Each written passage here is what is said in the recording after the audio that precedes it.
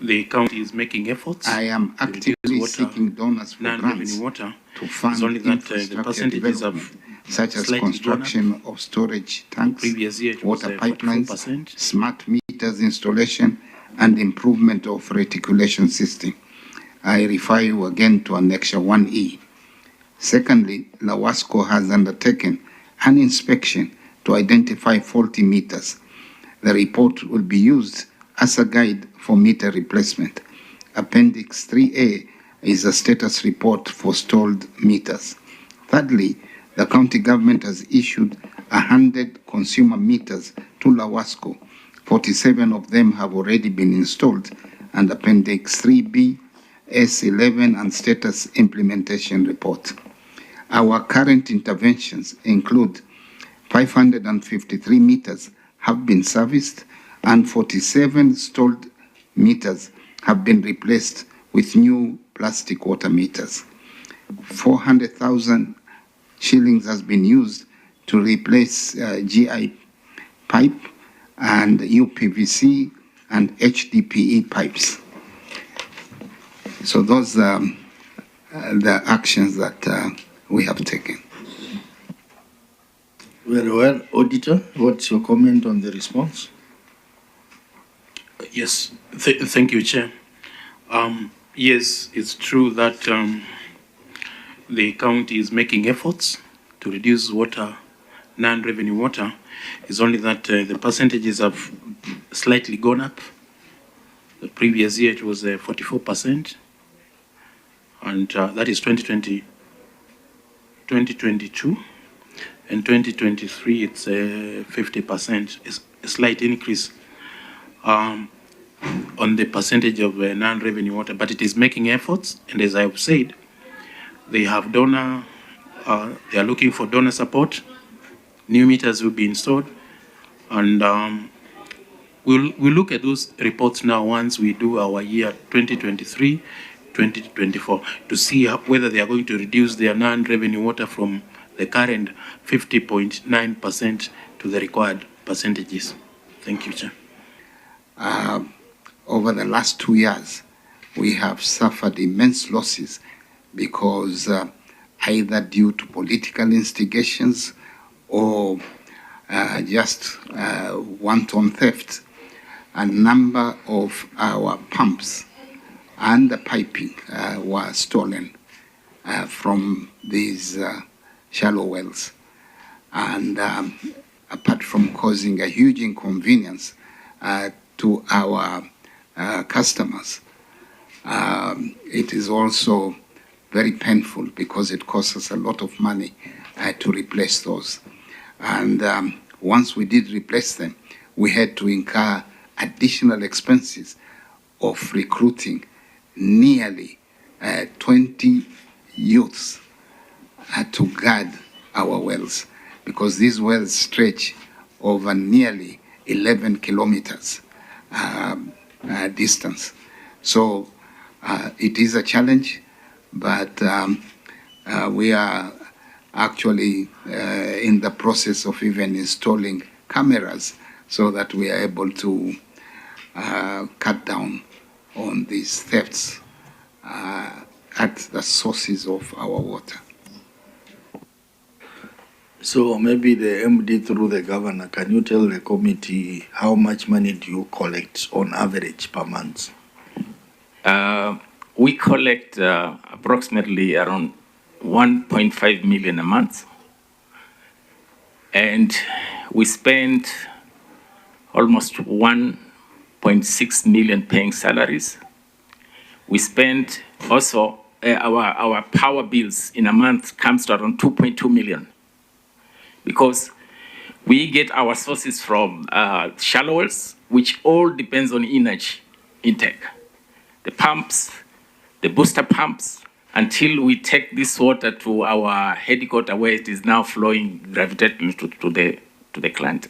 So power has actually been a major aspect in our cost. And if county doesn't help us, not really spoon feeding us, but not helping us, I think there will be no water in Lamu.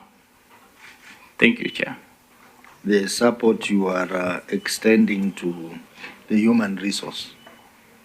I don't know how that is sustainable, because we want the company to be self-sustaining, so that it pays the managing director, it pays the technical officer and the others.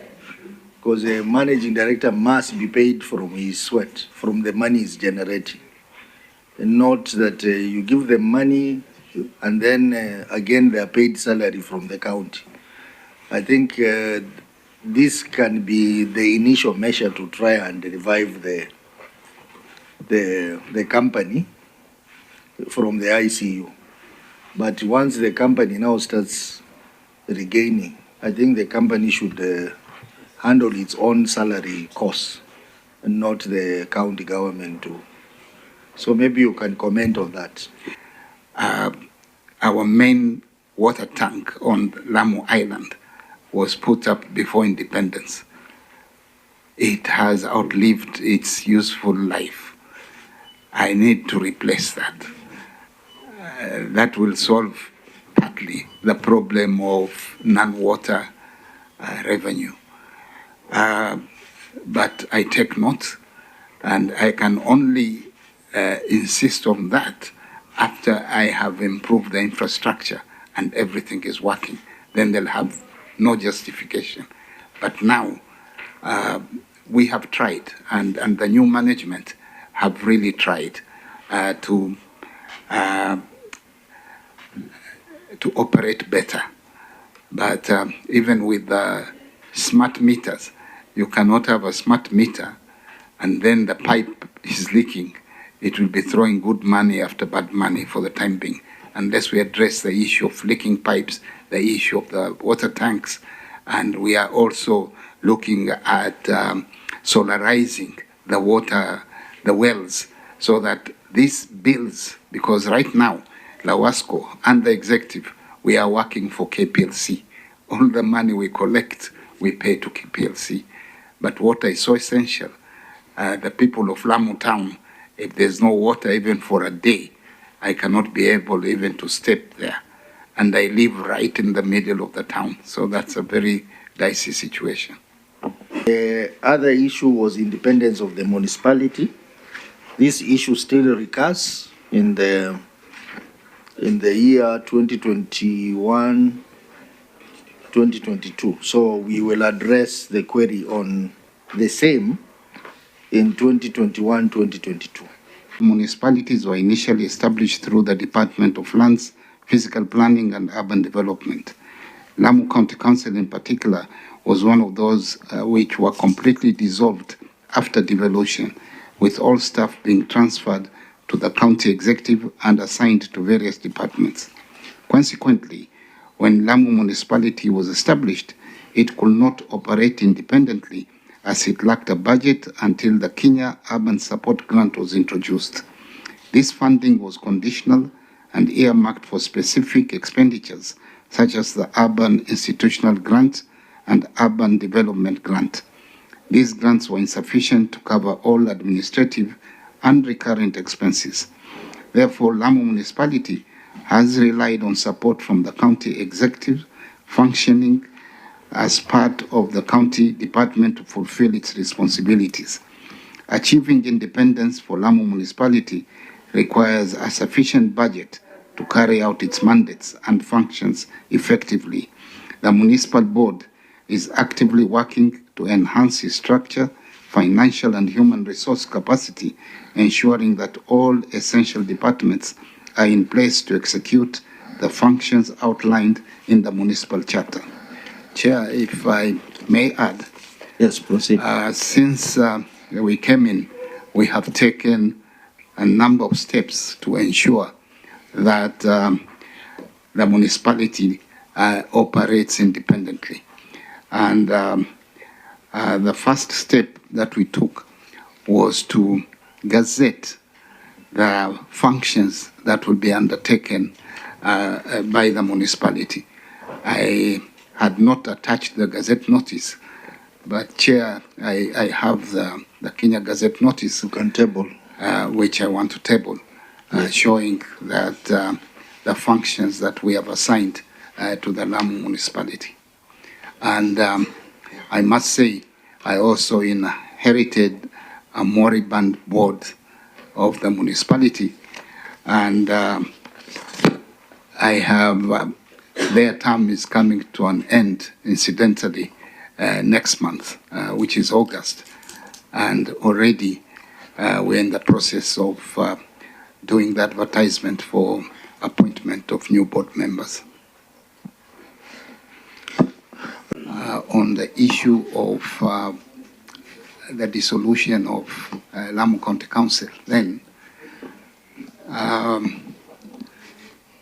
municipalities were set up around 2018, and I am not privy to some information as to what exactly happened. I was not in office then, whether they absorbed, but I can respond on what I have done since I took office. We have staff now dedicated to the municipality, and we have set out what we expect them to do. I have also, they are now collecting funds, revenue within the municipalities. It never used to happen. It was the finance department which was collecting, but now the municipality is collecting revenues within the municipality. Actually, for the first time in the accounts that have ended in June 2023, municipality collected about 50 million. Lamu County as a whole, we collected about 200 million. So already, these are the steps that we are taking to ensure. I must also say that the then municipal manager really messed up the municipality.